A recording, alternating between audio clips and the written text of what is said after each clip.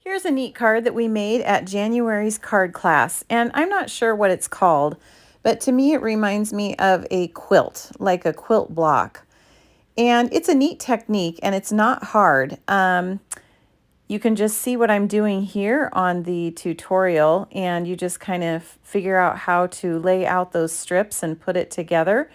And it makes it look really difficult, but it's actually really simple.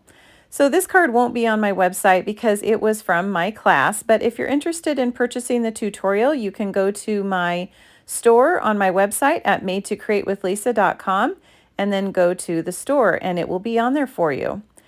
See how this this really neat layout turns out. I really like it. I had lots of people say, wow, that looks so hard, and then you realize that it's really not.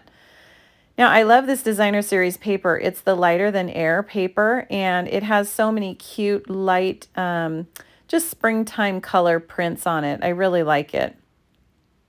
So we're going to add some of the twine from the twine pack that goes with this set of paper, and it all just matches really well together as well as the embellishments that we're going to add as well.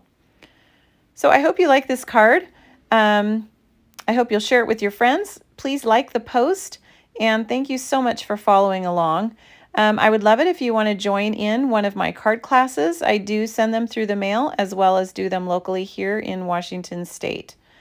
So if you'd like to go to check that out, registration is open right now for my next month's class, and you can go to madetocreatewithlisa.com and look at the events, and you will see the registration on there.